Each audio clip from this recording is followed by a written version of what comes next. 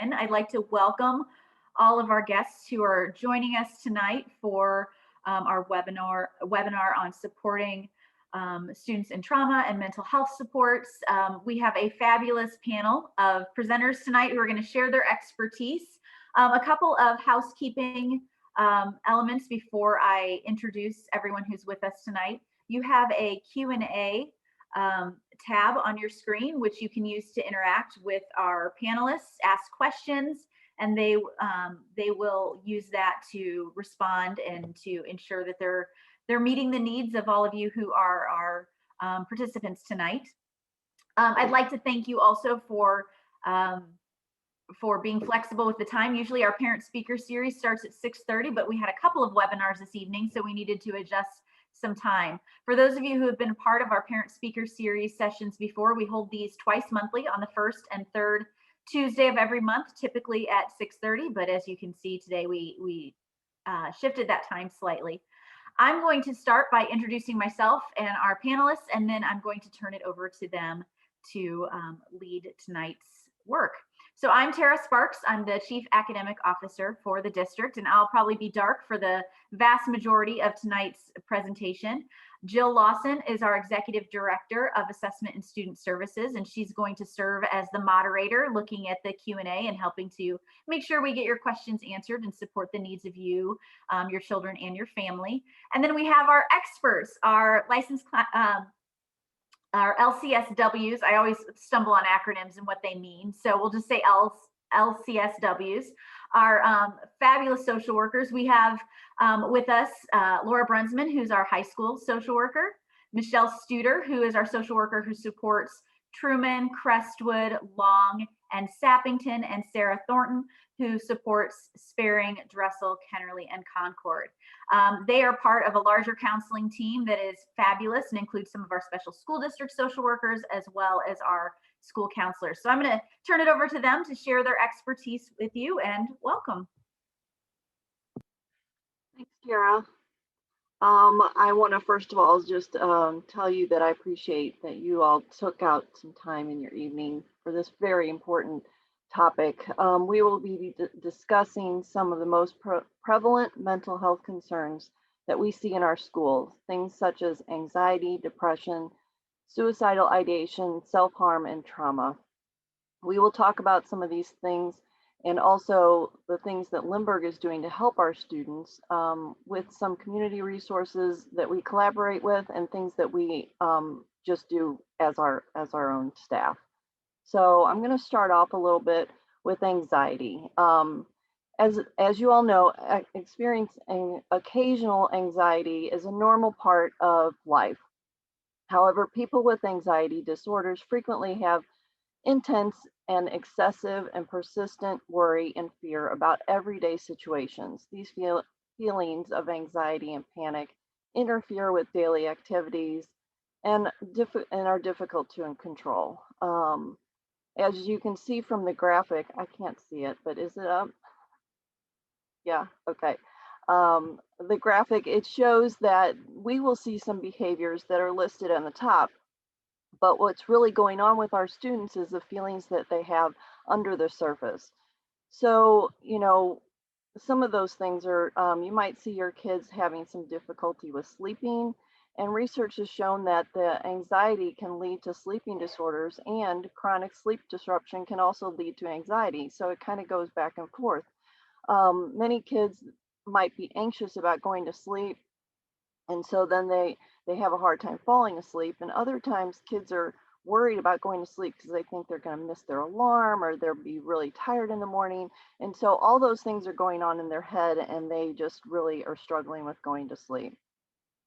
Other kids might appear really angry. And anxiety is when there's like an overstimulation of a perceived threat, but an underestimation of coping skills. So basically, they think that the threat is bigger than they can handle. And so they start feeling helpless, and helpless really leads to frustration, and then that can show up as anger. So for example, your child is anxious about going to bed, and you see them getting angry about something minor like not being able to find their their favorite shirt or something. But what's really going on is they're feeling anxious about going to sleep and they don't know how to talk about that. Another thing that we see with kids with anxiety is defiance. And that is really more about a child being frustrated with those anxiety feelings. They don't really know how to control those feelings, and they don't really know how to talk about it, and they just feel really upset about the whole thing. And so the way that they deal with it is try to take back that control. And so you might see some unexpected and peculiar ways for them to try to come up with a way to control the situation. So, you might have a child who takes out the trash every week, no problem, no big deal, but for some reason they're really anxious about something, and that's what they kind of blow up about. And so all of a sudden you say, hey, it's time to take out the trash, and they start yelling and screaming, saying it's not fair, why do I have to do everything around here? And what's really going on is they're anxious about something else, but it's coming out as anger. um, Something else that you may experience is lack of focus.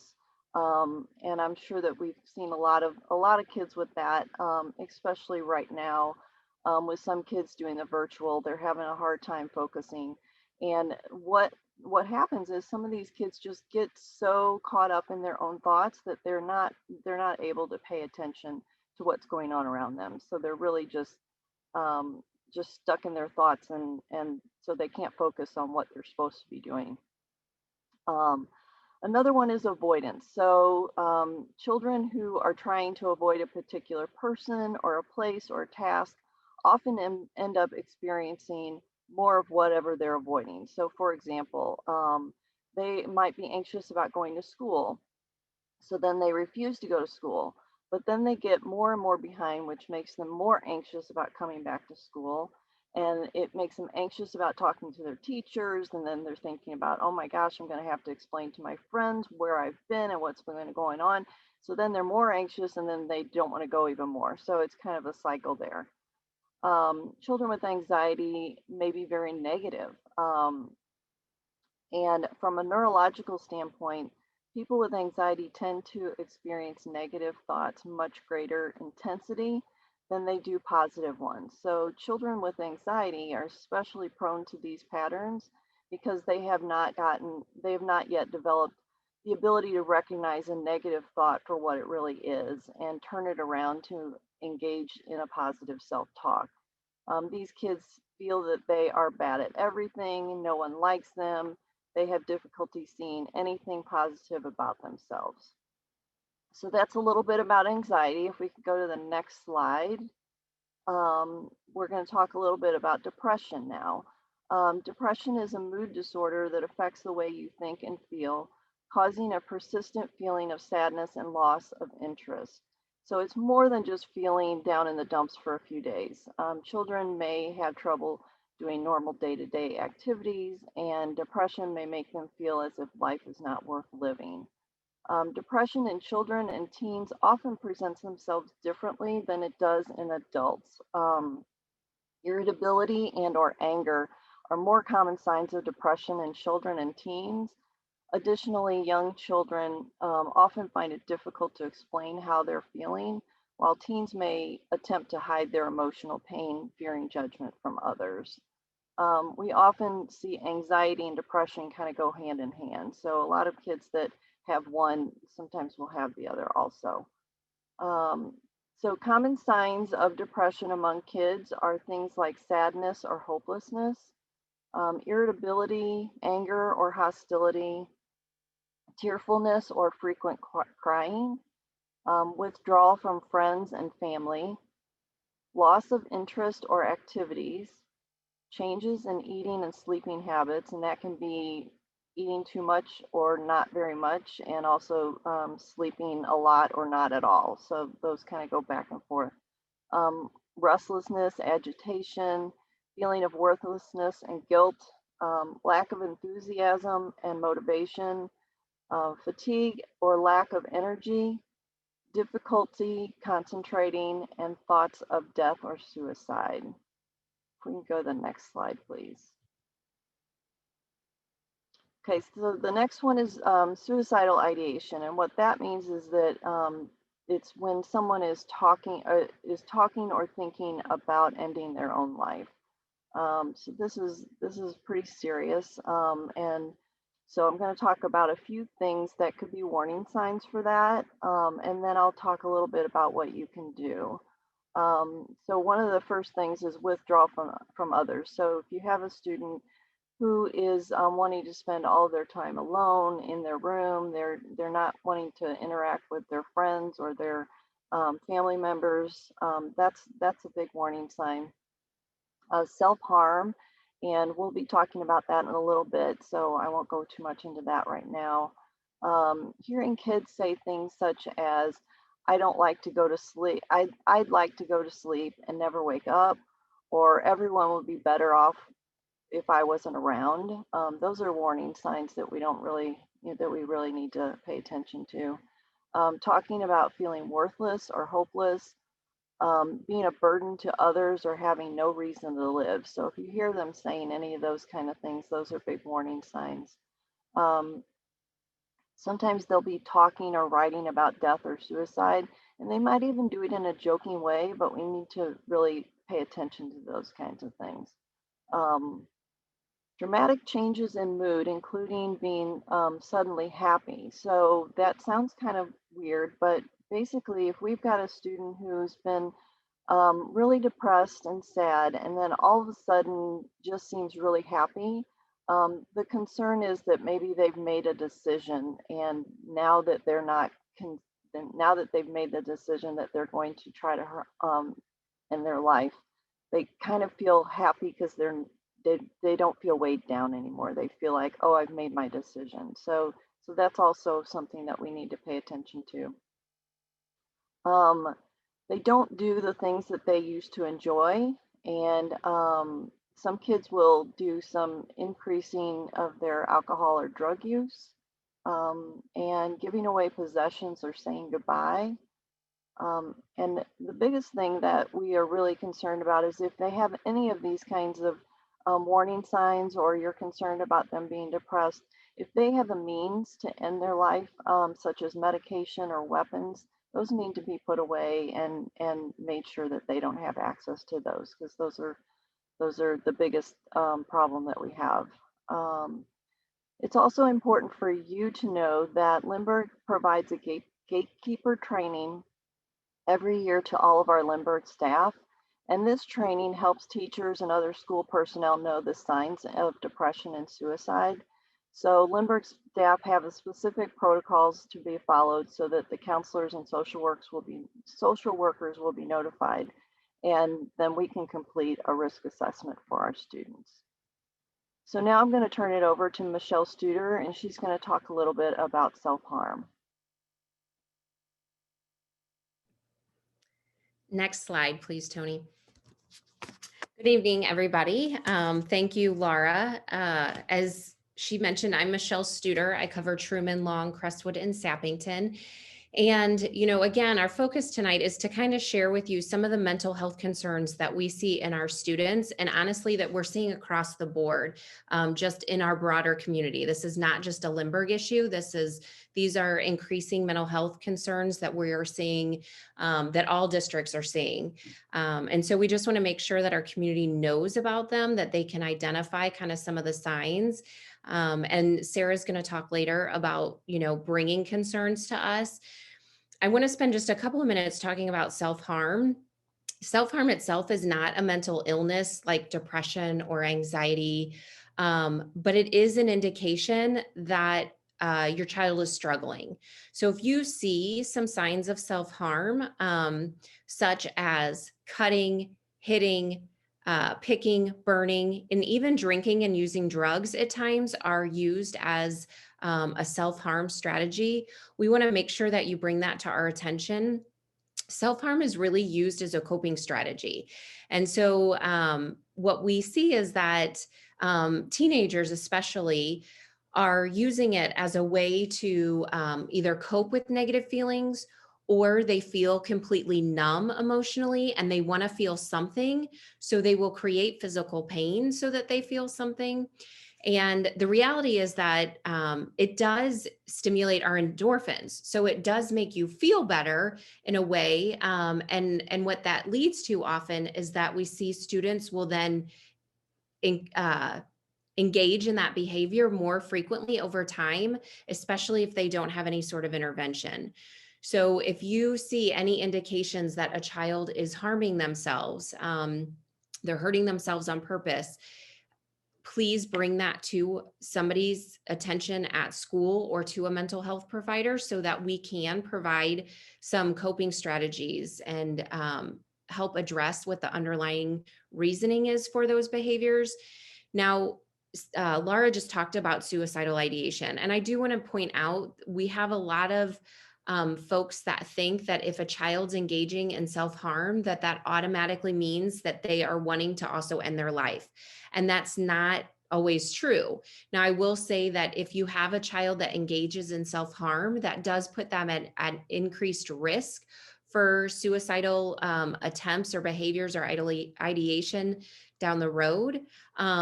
So we obviously want to make sure that we intervene anytime that we do see a child engaging in some self-harm behavior. Unfortunately, we do see that children that have a history of abuse, neglect, or trauma are more likely to engage in self-harming behavior. Next slide, Tony, please. So we're going to move from kind of talking about mental health to talking a little bit about trauma. And as you know, like probably you've heard more and more talk about trauma, especially with the COVID pandemic. We are all experiencing chronic trauma right now. Every single person in our society is experiencing it because it has impacted all of us in some fashion.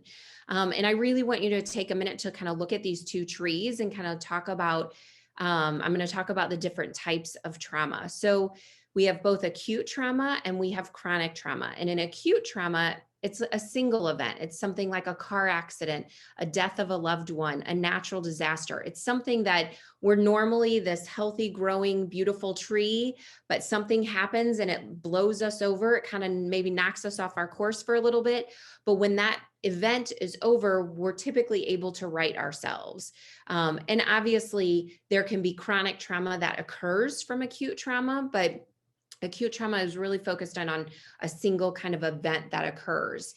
Chronic trauma is something that's ongoing. So as I mentioned, the COVID pandemic is something that we are all dealing with. That's chronic.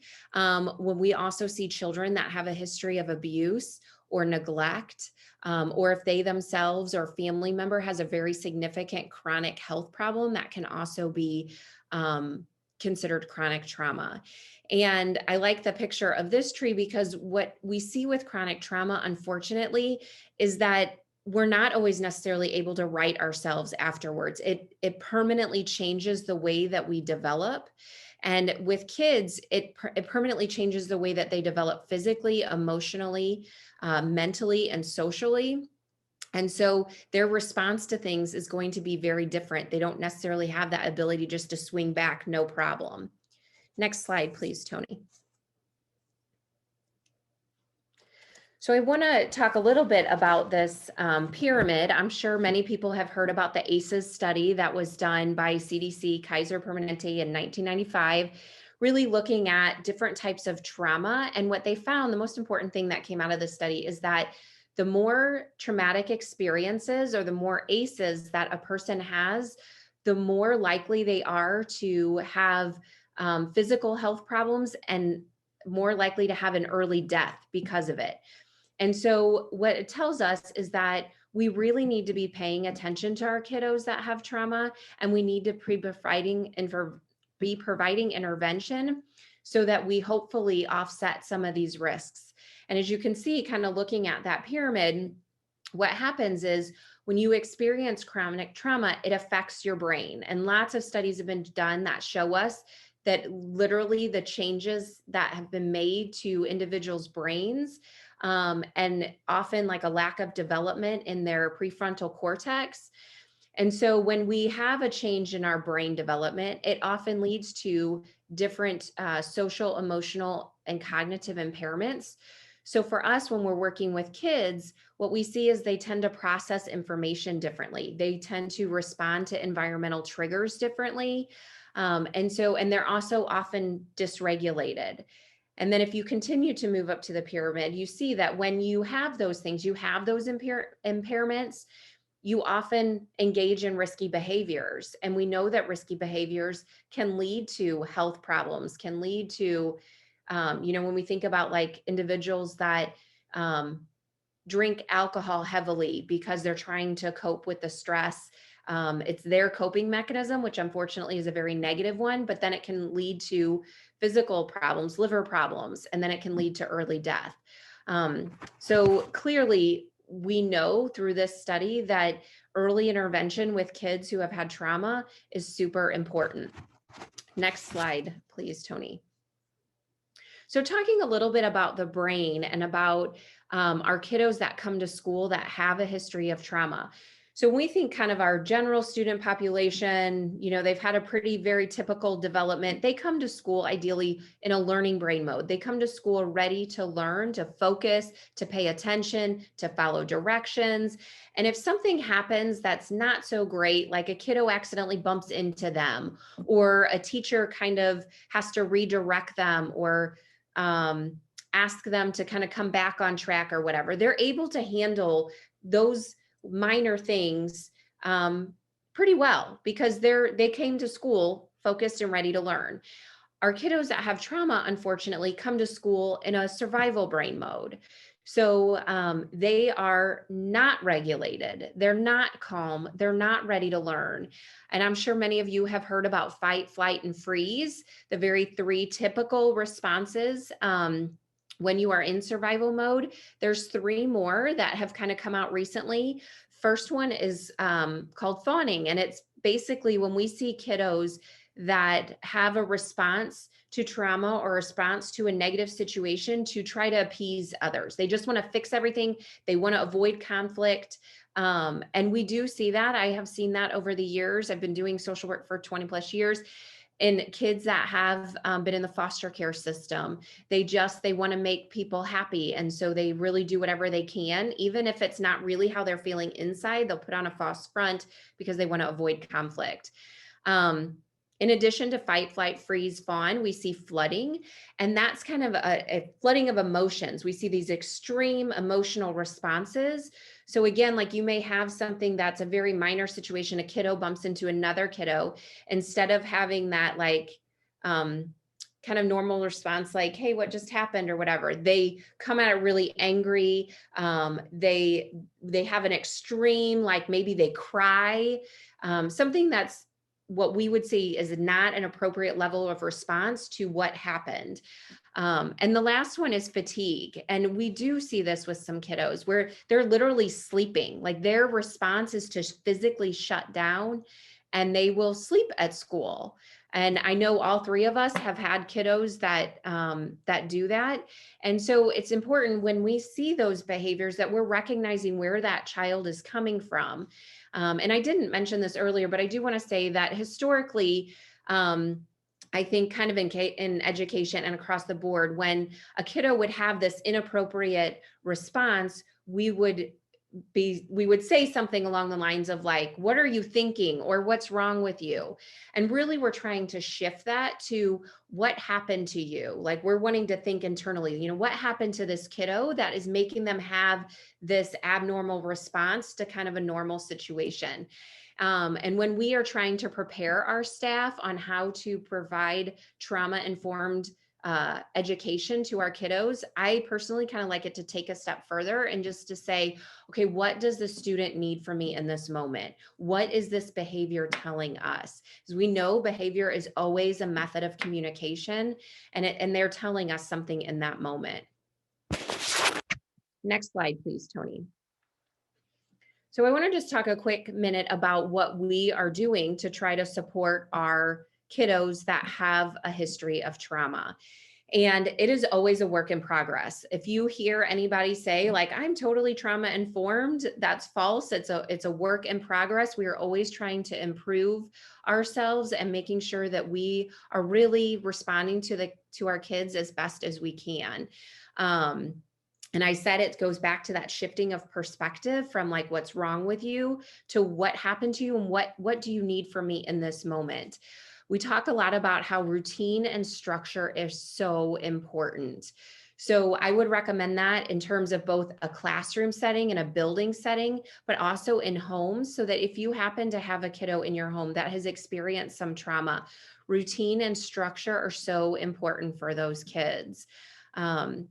Sarah, in a few minutes, is kind of also going to talk about some different levels of support that we do at tier 1, 2, and 3.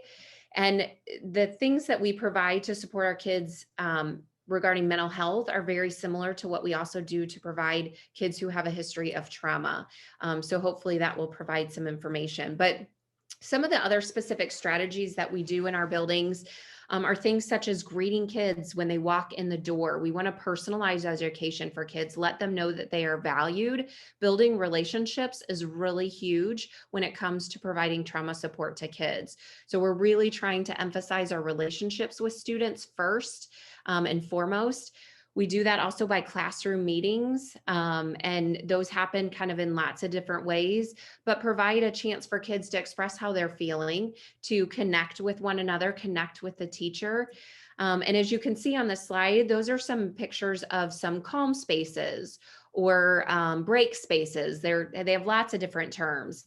And I will say that pre-COVID, we had so many fabulous spaces in our classrooms where kiddos could, if they were dysregulated, where they could go to kind of remove themselves from the situation and re-regulate.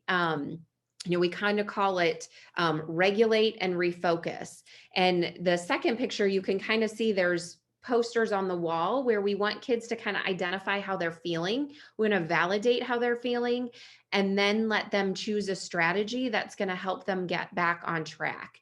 Now with COVID, some of those spaces have been limited just because of like touching things, and we're really trying to limit things that all kids can touch. Some of our teachers have been amazing with going to like a digital version of of break spaces or calm spaces. And so it's the same idea of like helping kids identify how they're feeling and accept that, and then choose a strategy to help them move back to a positive place where they're ready to learn. And so you can see those are kind of some examples that we are using and that we have used kind of across the district. Sarah's going to talk a little bit more about what we're doing to support our kids kind of across the board. Tony, next slide, please. Hi, I'm Sarah Thornton. I am the third social worker for the district. And as Michelle said, I'm going to talk about how the district is supporting all kids and kids that have mental health issues and who have a trauma background. So our first level of support is our district or our school counselors. So each elementary school has 1.5 or 2 elementary counselors. Our middle school has a guidance counselor for each grade, and the high school has a guidance counselor for each grade, plus a counselor that helps with college and career, and then a counselor that is in charge of all of the students that have IEPs. So some of the things that our school counselors do, they provide guidance lessons, they help with scheduling, they meet with students one-on-one, they help with peer conflicts and teacher conflicts. They do crisis intervention. They might help support teacher and admin, help students advocate for themselves in different situations. And they also help facilitate the IEP, which is an individualized education plan, and 504s. And this is by no means an exhaustive list of what they do. Just wanted to give you kind of a taste of what they do. And then next we have our school social workers. So we have 3 district school social workers, and we serve as the link between community, school, and home. So often much of our work focuses on communicating with families and guardians. And we help with community resources, educating parents on different topics, and we help help families talk talk about any mental health needs that their students may have. We might do student check-ins, we might do short-term counseling, we do home visits for attendance issues and other issues. We do staff training topics such as suicide prevention, trauma, and anxiety. And again, this is not an exhaustive list of what we do, it's just kind of a sprinkling of what we do, just to give you a taste of that. And then we also have our SSD staff. And our SSD staff is employed by a special school district. We have SSD teachers, we have SSD case managers, and SSD social workers as well. And they help support our students that have IEPs.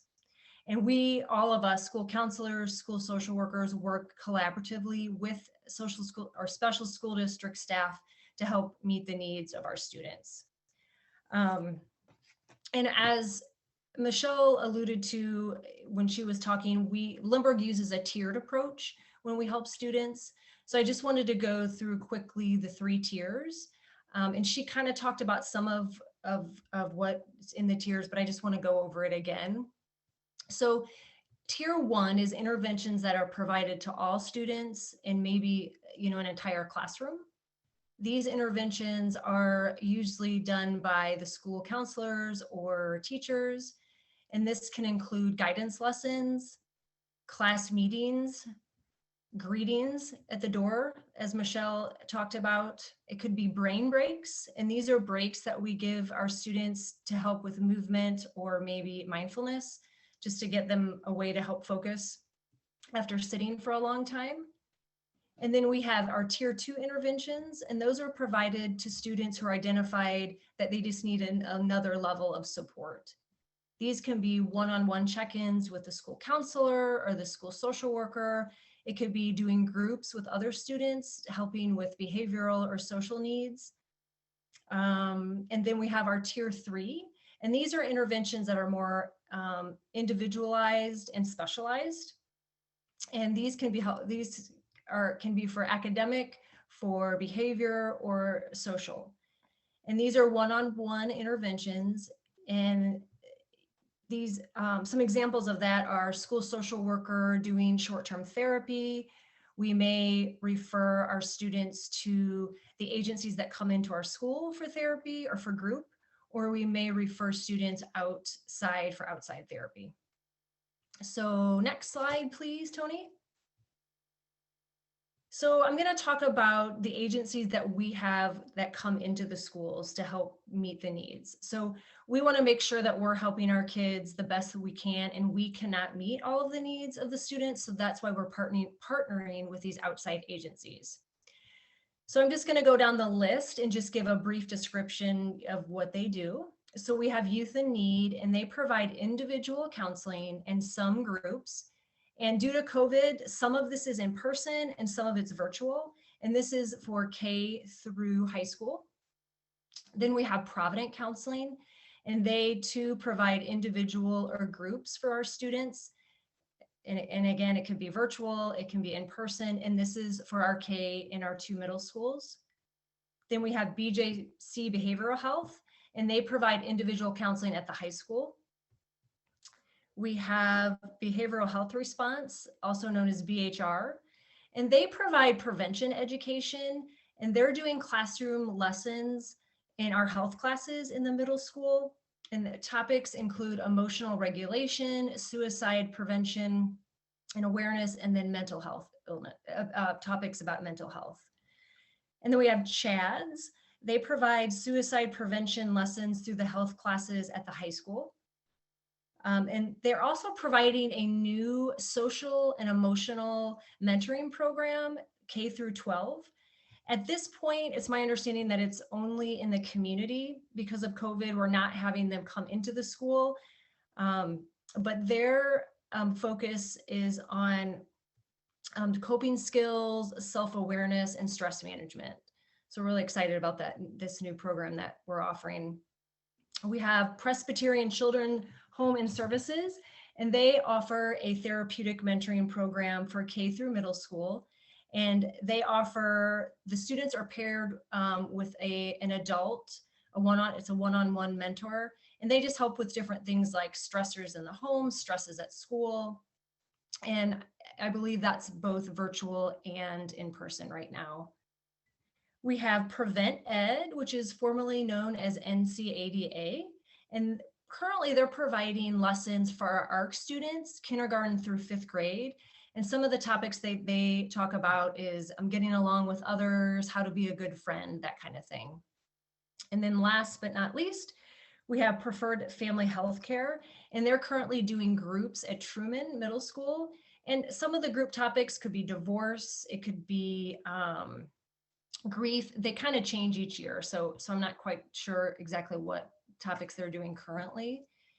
And then they also can come to the schools and do a drug assessment or a drug screening if that's something that the middle school or the high school needs them to do. So as you can see, we have a lot of agencies that come into our school and are really helping us meet the needs of our students. All right, so next slide, Tony, please. So this is what can families do? We want to make sure that we're partnering with our families to help our students be more successful at both school and at home.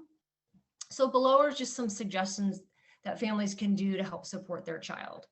So we've got reach out to the school. So if you have any issues, any questions, we just ask that you reach out to the school counselor or one of us, the school social worker, to talk about your concerns. And then we want you to encourage communication with your child. So just talk to your child. Let them know that you're there, that you're here to listen. Even if they don't want to, keep that door open. They might not want to now, but they'll know in the future that you're available and that you care about what's going on, in their world. And then listen and validate. And I believe Michelle might have talked about this a little bit earlier, but make sure if your child does want to talk to you that you really pay attention to them. Get rid of any distractions, any electronics, and really look them in the eye. Just really listen, to what they have to say. Even if you don't agree with them, or if you don't think it's a big deal, or they're being dramatic, just listen to them. Let them be heard. You might even think about maybe something that you went through at their age that might kind of help you be a little bit more empathetic. And then validate. Just really affirm what they're saying, what they're feeling. You might paraphrase what they say. Sounds like you're saying this. I hear that you're saying this. This sounds like you're going through a rough time. Instead of saying something like, oh, it's no big deal. Look on the bright side, it'll get better. Because statements like that, even though I think we're trying to, help them and we want to make our kids feel better, that can make them feel dismissed. So again, we just want to listen, be present, and really validate, what they have to say. And then we want to cultivate a sense of calm. So if we as guardians or parents are in this heightened state, when they're heightened, it's not going to help them. So we need to try to remain calm. Maybe we need to take a breath or two before we respond, to what's going on with our child. And even sometimes you just need to take a step back. Let them cool down for a bit and then come back to it later. So we just want to try to stay as calm as we can when we're interacting with our child. And then help them help themselves. So Michelle talked a little bit earlier about the some of the calming strategies that the kids can have if they go into those peace corners or those safe spaces. So it's really important that we help our kids get coping skills, coping strategies that can help them when they're sad, when they're angry, when they're feeling down, or whatever emotion that they're having. So this is individual to the kids. This could be helping them move their body. This could be breath techniques. This could be listening to music. This could be helping them find someone to talk to. Maybe it's an adult, maybe it's a peer. But one of the important things about these strategies is help them practice when they're calm. It's because the more that they practice, the better they're able to use that when they're in a heightened state. And then we have creating routines, which Michelle talked about in the classroom. It's really important to create these routines at school. I'm sorry, at home as well. You know, it helps create that sense of stability and calm, structure, and safety. Especially with kids that struggle with anxiety, it's really important to have those routines. You can have morning routines, you can have after school routines, evening routines, bed routines. It just helps them know what's coming next and helps decrease that anxiety. So another thing that we suggest, which you may not want to hear, is that trying to get rid of electronics and devices in their room at night, preferably taking them out of their room, just so that they're not worried about a text or something on social media. It's just out of sight, out of mind. And it also helps a little bit with sleep. Laura alluded to some kids, earlier having issues with sleep. So again, creating routines, especially during COVID, we've all been thrown off of our routines and we've been upheavaled. So routines kind of can help bring back a sense of control in a way. And then next, connect with parents, talk to other parents, find out things that they've done with their kids that something you might not have thought about that may be helpful with what you're going through, with your kids.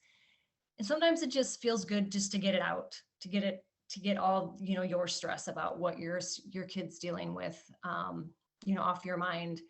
And also it makes you feel like you're not alone, right? There's other there's other parents out there, there's other guardians that are dealing with similar issues. And then Preferred Family Health Care, that's an agency, and they are currently offering free online parent support groups. If that's something that anybody's interested in, we can share that information. Next slide, Tony, please. So now I'm going to talk about some of the community resources. So specifically with individual counseling, we are extremely lucky in this area to have a lot of agencies that provide counseling for free. And a lot of these agencies are the ones that I talked about earlier that come into our school. So for individual counseling, you can also go to your pediatrician, your doctor might have some recommendations. You can use your health insurance, or you can use your EAP through your work, employee assistance programs. So there's a lot of ways to help, connect you with individual counseling. And then family counseling, same thing. You might have a situation where family counseling might be better for your situation, and you can utilize all of those resources that I just talked about with individual counseling. And then we have the Courage to Report hotline.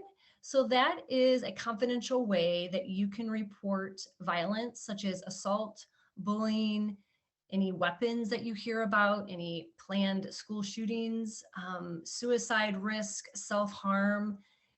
And there's 3 ways that you can do that. You can call in, you can do it online. There's a form online that you fill out and then it's sent to them, or there's a mobile app that you can report it through. So after that report is sent to them, they get that information and they send it to local law enforcement and the school district. And then local law enforcement and the school district work together to figure out how to best respond to that report. So that's another tool. And then we have a lot of helplines and hotlines in our area. Most of them are 24 access to help. There could be mental health issues, suicide, and behavioral health response, BHR, is the one that we refer to most. And then contact school. This goes back to that communication that I've talked about, just contacting your school social worker, your school counselor with any concerns, questions. We can talk with you through it and connect you with any resources that you might need. All right, next slide, Tony. And then this is just a slide that shows all of us, our R3 contact information. It's our email and our phone numbers. And again, Laura is the high school social worker. Michelle is the social worker for Truman, Crestwood, Long, and Sappington. And I'm the social worker for Sparing, Dressel, Concord, and Kennerly. So before we open it up for any questions, does anybody on the panel have anything else that they want to add? No, thank you. Okay. So I don't want to add anything, but I just want to tell you guys, thank you so much for your very informative presentation. Again, it's so amazing to have you guys as a resource in Lindbergh, and the things you do for our families and our kids is just beyond.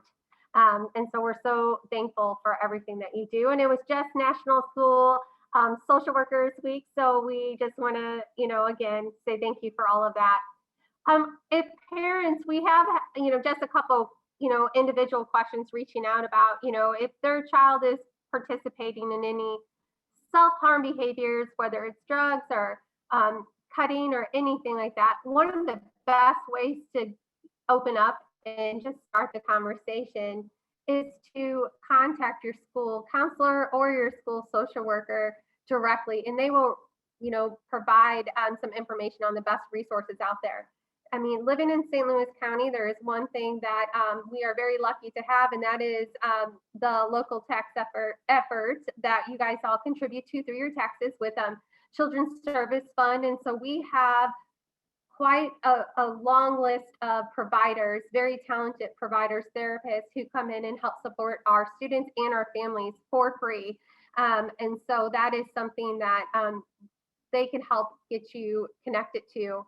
And one of the main goals of our social workers is to try to take away any barriers that students may be going through so that they can just come to school and learn, because that's really what we want our kids to do, is come to school and learn and have a great experience and make memories that they can look back on fondly. So I really do encourage any families who are struggling or know somebody who is struggling to reach out to our school social workers and our school counselors, because that is what they're there for, and they're very talented and can help and help connect you to what you need. So I think that was mostly the questions. Let me check one more time to see.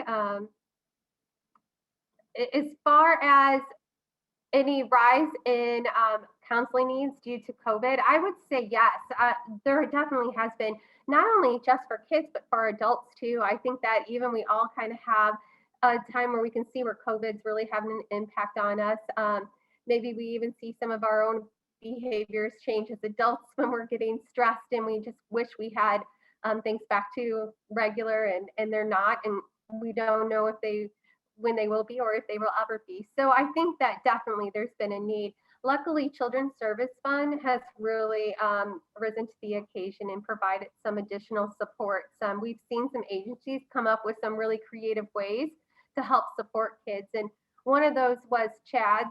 You probably see it a lot in the principal e-notes. I think they've kept it connected throughout, but CHADS provides some mentoring programs for students that they can meet with individually, or when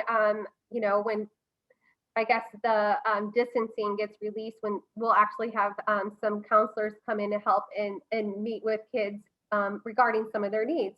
So that is one creative way. We've seen a lot of telehealth, access for students through their, with some of our agency therapists. And that's provided more flexibility for kids and families so that they can get those therapeutic times, not maybe during the day, but also in the evening if that works better for families. So definitely there's been an increase, I would say. But social workers, why don't you guys add anything that you might want to regarding that? I would just add to that, personally, and kind of the schools where I'm at, what I have seen an increase in is anxiety. I've seen a lot more kids, especially kiddos that, they were out of school for a while and coming back in, really struggling with that, that part of it, like coming out of their house and back into kind of normal living type events. Like even going, I've got a kiddo that's struggling just leaving his house and going to Walmart with his mom. So I personally am seeing more anxiety. I think we are probably seeing an increase in depression. But I would say what I notice more right now is increased anxiety and the level of anxiety, where I think every year all of us have some kiddos that get anxious, that are anxious about coming to school, the bedtime issue that Laura talked about. But this year it's like a higher level of anxiety, more severe anxiety that I have seen. We did just get a question regarding when a parent, and I'll just paraphrase it, but when a parent, or excuse me, when a child of a divorce presents to you alleging abuse or trauma, what are some of the screeners that we use to support the student? And also, do we share information with both parents who have joint custody? Well, we always will share any information with parents who have joint custody. We don't get in the middle of anything like that. I mean, our goal is to avoid that unless there is a danger to the child if we were to share anything. But regarding when we're working with students that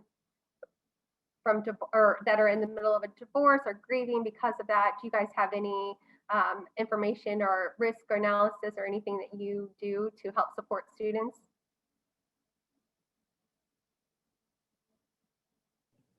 I don't know, Sarah or Laura, if you want to add. I don't want to be the one taking over this.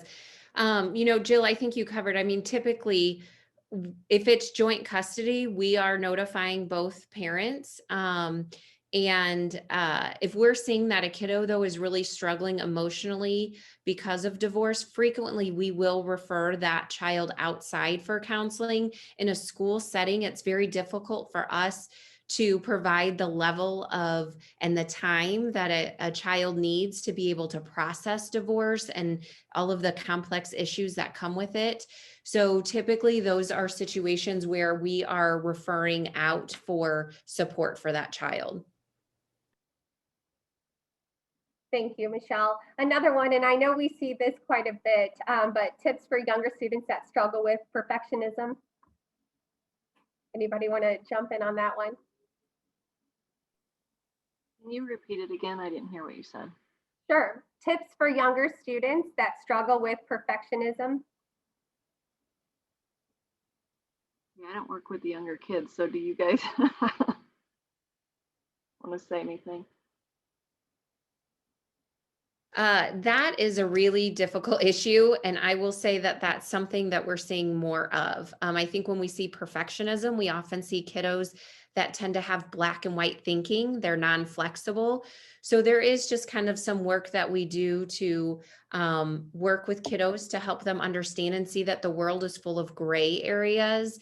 But it does take time. I mean, when we have kiddos, and I will say frequently it's our kiddos that are gifted or fall into our gifted services that we see that perfectionism. And then when things don't come easy to them right away, we see a high level of frustration or a high distress response. And again, kind of to that abnormal thing for maybe a kiddo that thinks a little bit differently. And so that takes time and takes just some very specific child-focused activities to kind of help them understand that the world is not just black and white, and that it's not only perfect or horrible, that there's lots of in-betweens. And we really are trying to get kids to focus on the effort and not the outcome. So there's a lot of that kind of growth mindset stuff that we had talked about kind of in past years, that we're wanting them to focus on the effort that they put into something and not the final kind of output. I would just add that I think it's really important, if you're seeing that in your younger child, to really try to get some help with that, because it becomes more and more difficult the older they get to deal with that perfectionism and being able to handle any kind of negative emotion. Okay. Making sure that I am not. We are going to really be have to have all hands on 1% on type. What methods for parents do you recommend for fall semester when the 100% of our kids come back? And I think that is going to be something that we have been talking about, and understanding that some kids are going to come back and walk through the doors like, no big deal, I'm ready to go, I'm excited to be back, while other students are going to be thinking, whoa, I'm not ready for this, I want to go back, or, we are just going to do our best to meet kids where they are and work to make those connections. We know that relationships are the most important thing. And so I definitely know that that is number one, is to just be aware that it's going to be easy for some students to come back from the virtual experience, and know and understand that it's going to be a struggle for other students to come back and be ready to support them with our school counseling, with our classroom lessons and our social emotional work we do in the classroom, building that community, and then also having our social workers and children's service fund agencies available so that they can also be additional support if they need that as well. And so if you guys have anything to add to that, please do.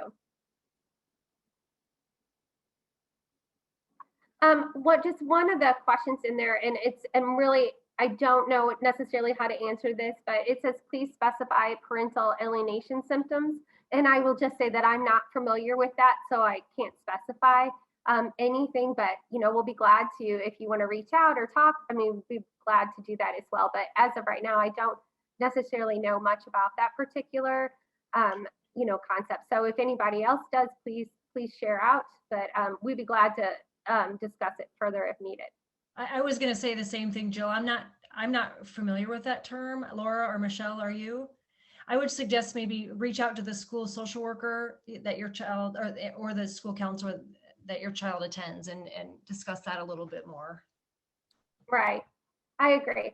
Another thing, just really want to stress about how the school counselors and the social workers work together and do such great things. We're always talking about growth mindset and how if we have a student that is here, how can we help them grow and, find different strategies along the way. And so I know that is one of the ways that our team is often working together to help support students. And so in the fall, going back to that one where we have students who are in the both virtual experience coming back in, we're really going to be talking about that growth mindset and as well. And so I will see if there's any other questions on here.